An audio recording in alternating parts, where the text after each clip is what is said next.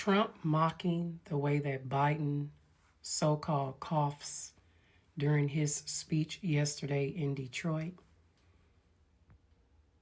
Baby, he has hit a new low.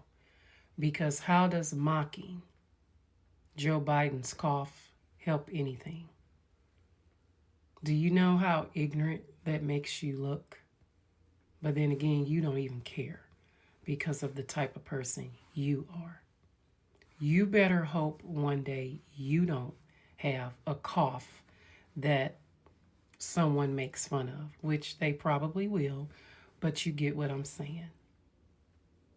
But again, if you're there speaking on your economy, how does mocking Joe Biden's cough help anything? And the people in the room were silent when you did it.